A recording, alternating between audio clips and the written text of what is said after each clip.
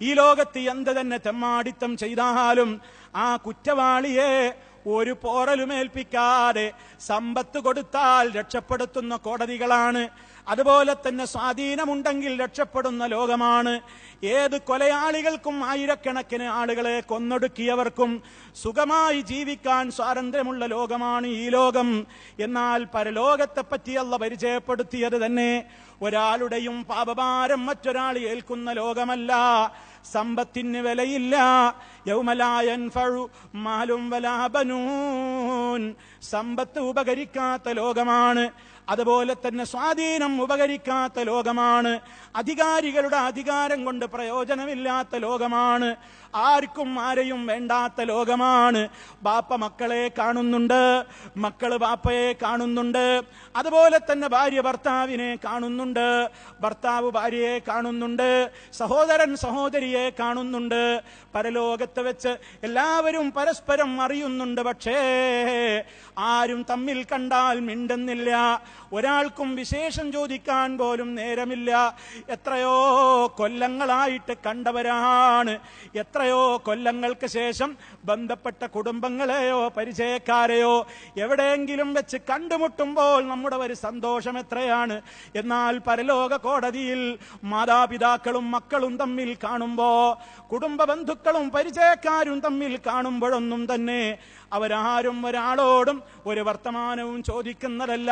കാരണം പരിശുദ്ധ ഖുർആൻ വളരെ കൃത്യമായി തന്നെ പറയുന്നു, യവദ്ദുൽ മുജ്രിമു ലൗ യഫ്തദീ മിൻ അദാബി യൗമീദിൻ ബിബനീഹി വസാഹിബതിഹി വഅഖീഹി വഫസീലതിഹി അല്ലതീ തുവീഹി വമൻ ഫിൽ അർളി ജമീഅൻ സുമ്മ യുൻജീഹി.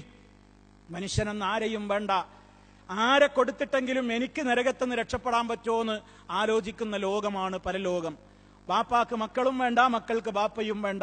യൗമ യഫിറുൽ മർഉ മിൻ അഖീഹി വഉമ്മിഹി വഅബീഹി വസാഹിബതിഹി വബനീഹി ലികുല്ലി ഇംറിഇൻ മിൻഹും യൗമഇദിൻ ശഅ്നുൻ യുഗ്നീഹി.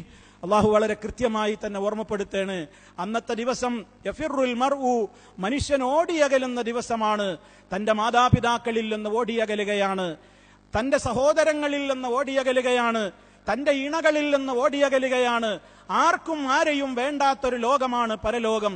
അത് നമ്മൾ അടിയുറച്ച് വിശ്വസിക്കണം. അവിടെ നമുക്ക് ഒരാളുടെയും ഒരു നിലക്കുമുള്ള സഹായം നമുക്ക് ലഭിക്കാനില്ല. ഓരോരുത്തരും അവരവരുടെ കാര്യത്തെ സംബന്ധിച്ച് ഭയപ്പാടോടുകൂടി പോയി നിൽക്കുന്ന ലോകമാണ് പരലോകം. അവിടെ കച്ചവടം നടക്കില്ല, അവിടെ സൗഹൃദ ബന്ധം കൊണ്ട് പ്രയോജനമുണ്ടാവുകയില്ല. മുഅ്മിനീങ്ങൾക്കല്ലാതെ അവിടെ യാതൊരു പ്രയോജനവും അവരുടേതായ സുഹൃത്ത് ബന്ധം കൊണ്ടുണ്ടാവുകയില്ല. നമ്മൾ മനസ്സിലാക്കേണ്ടുന്ന പരമപ്രധാനമായ കാര്യങ്ങൾ അത്രയും അല്ലാഹു സുബ്ഹാനഹു വ തആല പരിശുദ്ധ ഖുർആനിലൂടെ രേഖപ്പെടുത്തിയിട്ടുണ്ട്. റസൂലുള്ളാഹി സ്വല്ലല്ലാഹു അലൈഹി വസല്ലമിന്റെ തിരുവചനങ്ങളിലൂടെ രേഖപ്പെടുത്തിയിട്ടുണ്ട്. അന്നത്തെ ദിവസത്തിന്റെ ഗൗരവം ഓർമ്മിപ്പിക്കാൻ അല്ലാഹു സുബ്ഹാനഹു വ തആല പറഞ്ഞു, വലൗ അന്ന ലികുല്ലി നഫ്സിൻ ളലമത് മാ ഫിൽ അർളി ലഫ്തദത് ബിഹി വഅസറുൻ നദാമത ലമ്മാ റഅഉൽ അദാബ്. വലൗ അന്ന ലികുല്ലി നഫ്സിൻ, എല്ലാ ഓരോ മനുഷ്യനും, ലലമത്ത് അക്രമം ചെയ്തിട്ടുള്ള ഏതൊരു മനുഷ്യനും, മാഫിൽ അർളി ഭൂമിയിലുള്ളത് മുഴുവനും കിട്ടിയാലും ലഫ്തദത് ബിഹി, ലഫ്തദത് ബിഹി, അത് കൊടുത്തിട്ടെങ്കിലും രക്ഷപ്പെടാൻ കഴിയുമോ എന്നവൻ ആലോചിക്കുന്ന ലോകമാണത്. വഅസറുൻ നദാമ, ഈമാനിനെ ഞാൻ അവഗണിച്ച് കളഞ്ഞല്ലോ, ഞാൻ ഈമാൻ ശരിക്ക് പഠിച്ചില്ലല്ലോ, ഞാൻ ഇസ്ലാം ശരിക്ക് ഉൾക്കൊണ്ടില്ലല്ലോ എന്നോർത്തുകൊണ്ട് ഖേദം ഉള്ളിൽ അടക്കി പിടിക്കുന്ന ലോകമാണത്. ലമ്മാ റഅഉൽ അദാബ്, ശിക്ഷ കൺമുമ്പിൽ കാണുന്ന വേളയിൽ അതായിരിക്കും അവന്റെ അവസ്ഥ എന്ന് അല്ലാഹു സുബ്ഹാനഹു വ തആല ഓർമ്മപ്പെടുത്തുകയാണ്.